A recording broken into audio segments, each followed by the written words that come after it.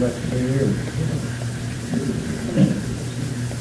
Every week, Sunday time, I come before the congregation and brothers and sisters.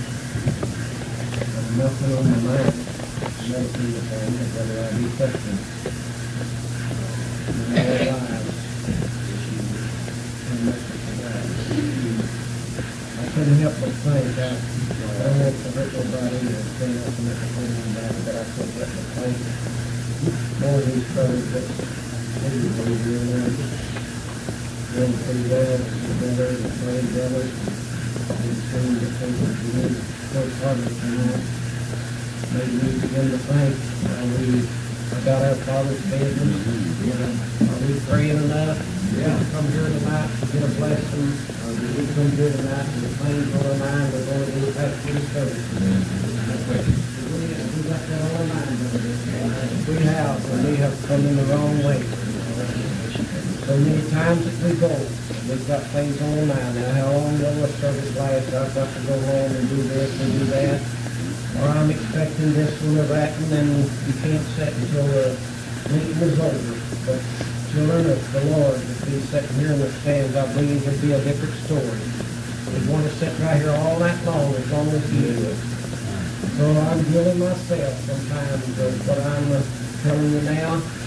But here's what let us, children, for just a little while, for just a few minutes of time, let us strip our minds of all earth and earthly care. Let us forget that even we have an earthly home. And let us wholly and solemnly depend on Jesus and trust. Ask Him. I'm begging you now to pray for me, to bow your heads and pray for me, and ask the Lord to come to me in His great mercy. We know that He's full of mercy. We know that He's full of love, and that He is a God of tender love for His children. And I hope now that you'll pray and strip our minds, like I said, of earth and earthly cares and cast them upon heaven in a heart of gold. Or if we could for just a few minutes see the person that the Apostle Paul was, have a mind like Paul did for just a few minutes, it'd be heaven on earth to us. So many times we know that we've got moderators all over the country. We've got them in all churches. We must have them. But I like to bring it to you like this. Sometimes the old moderator gets a rough time. He gets to going over, gets persecuted. But I would ask this church here, would you have a man to moderate the Darton Creek Church that's been in jail and down the road somewheres and got in jail and he was run out of town, beat up. The law had to rescue him from the mob of people. This man, would you have him here at the Darton Creek as a moderator of your church? Brother, let me tell you, if you would turn that man down, there's none other but the Apostle Paul. This man here, he was a shipwreck. This man was whipped 39 stripes across his back till the blood run out of him. He was run out of town, he was stoned. And he was put in prison and locked in the rear of the prison in a dark tunnel where he couldn't see out. The Apostle Paul couldn't see out. But it didn't bother Paul, not one bit. Because the Lord knew he was there, and the Lord knew what Paul was doing down in the dungeon. Paul had his buddy with him, he had Silas with him. And they continued, it says that the church without continuing in prayer. They began to pray for Paul and Silas all night long, and at the midnight hour there come a great shake and a great rattle, and the prison doors open. So what I'm trying to get to you here tonight is this: if you'll forget about your cares out in the world for a little while, as the church did with Paul and Silas, and pray, God will come down to us here tonight in His much mercy, and He'll bless us here. We know for sure what we're doing here tonight is we're here at church tonight because we love Jesus, and we love to get a little blessing. And so did Paul. Paul done all this traveling throughout all of the lands, throughout all the cities, and some cities Paul would go in. They wouldn't receive him there, and they'd stone him out of town. They'd have to grab him and put him in prison. There was a bunch of people even at one time. They all got together and made a vow I will eat nothing or will not drink until this Paul is dead. They intended to kill Paul. They lay waste all where he used to come out of the synagogue. And when the service was over, Paul had a nephew, and he sent word to the guards and told them what was taking place. They're going to kill Paul. So they got Paul out. They had to take him through the ceiling. They had to let him down many a time. And they had to hide this man, Paul. But here he'd give his whole life. And he was persecuted from one end to the other. So why can't we tonight bow our heads down and pray? We never had it so good in all of our lives. We've got our automobiles to drive to church. We've got our nice homes to live in. Here's the thing about it. The bigger part of you, you don't want for nothing. But Paul had no bed to lay in. And Paul on his journey, he laid down upon the heart of the earth. But he had another companion with him. He talked to the Lord all the time that he was going. He did all of his traveling. Paul went hungry, and Paul, he spent many a sleepless night.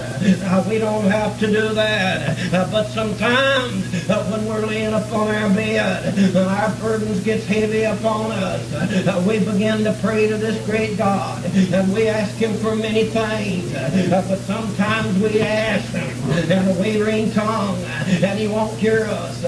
But let us depend on Him, and let us say it like this. If tonight would be the last night that we would live, and the Lord would be here early in the morning, I'll tell you what we'd want to do. We wouldn't want to leave the church house tonight. We'd stay here and we'd sing, and we'd preach and we'd pray all night long. We'd be waiting on Him in the morning when the break of day would come. But here's what He said. Nobody will know there when the Lord will come. He'll come out as a thief in the night, not a thief but as one. My brethren, He's going to come. Not even the Son of God knows the hour that He'll come. But I think He's got a set time, and not a date to come, but a set time. When this whole world gets so wicked, and it's just about there now, the Lord's going to come. That's when He's going to come. What would you do in the morning? Here's a good comparison. I've been laying, waking up before daylight in the morning, and I've been listening for a certain bird to begin to holler by the name, I call it a wheel spinner, but a lot of people call it the speckled-breast robin. And I was laying there on the 11th morning, just before daylight, and I heard it begin to holler, and my mind began to travel then. God, what if it was the trump of God sounding?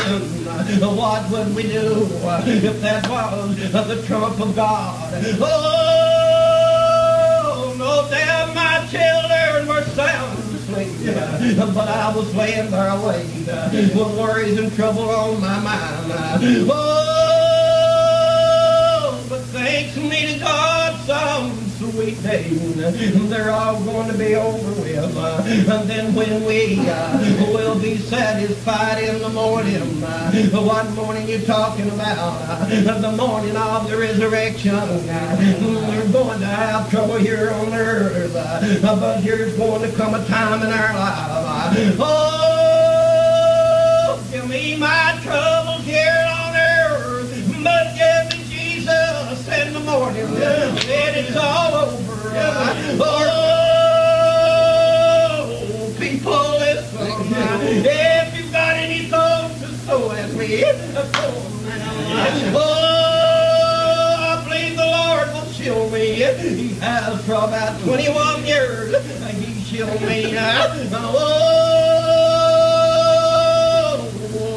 But as the brother said, 5 minutes bless some.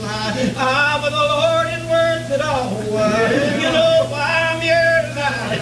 I believe the Lord sent me here tonight. I believe with all my heart. There's going to come another time. No wonder Paul said to him, I've been with you all these many years. Now I go to Rome. to be offered up. Oh, they gathered around Paul, and they began to cry. They began to shake his hand. They began to kiss him, saying, "Bye, Paul."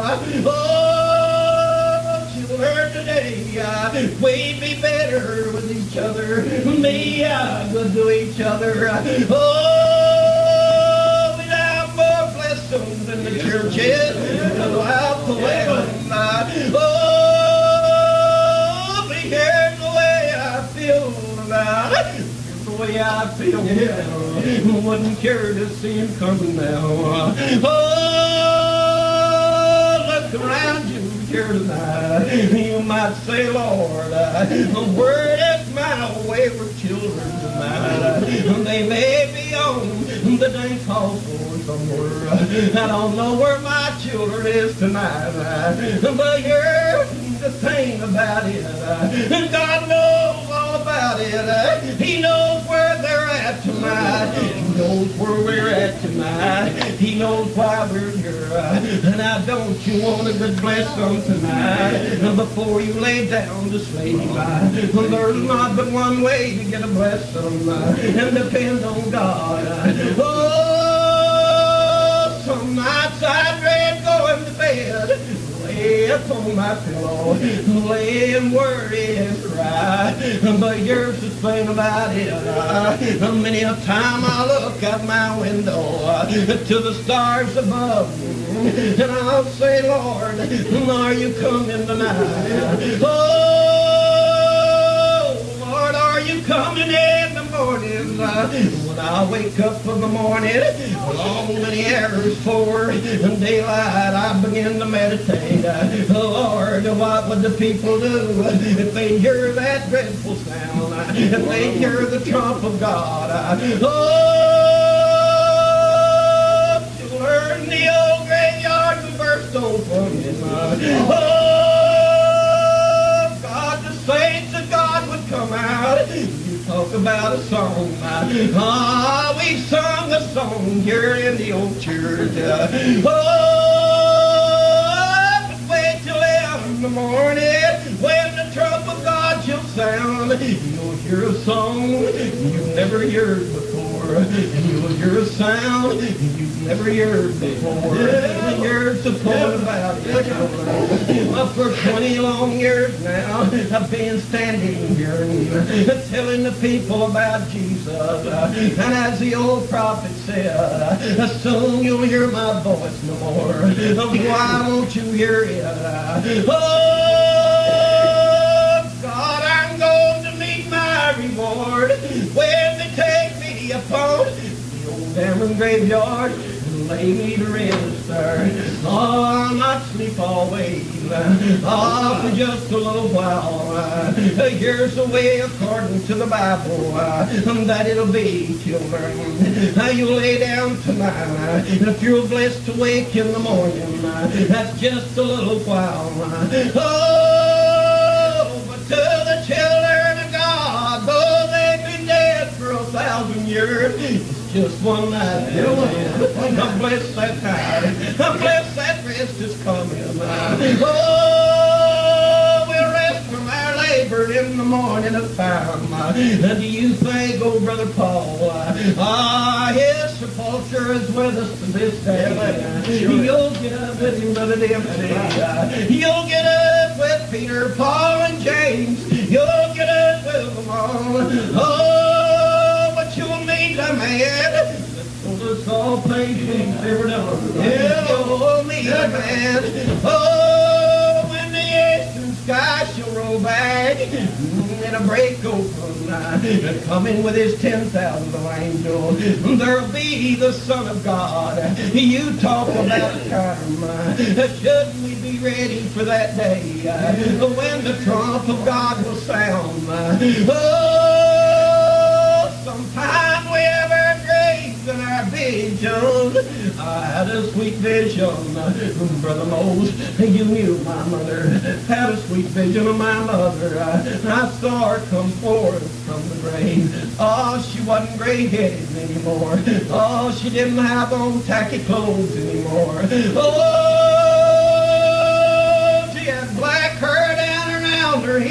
in a white robe up on her, going home with Jesus. Wouldn't care tonight to see him coming in the door. Oh, if I stay here 20 more years, I want to serve the Lord. Oh, my heart, oh, my body and strength. And in the morning, when the trumpet of God was sound, going home to live with Jesus, go to where I'll be satisfied. I'm not satisfied anymore. I'll sing the song now. I'm not satisfied in this land anymore. Sister Akers, I think about you a lot. Oh, if I ever had a friend in this world, oh God, it was Brother Frank Akers, the best friend I ever had on earth. He proved it to me. But listen, oh, he's been gone for a while now, but you'll wait.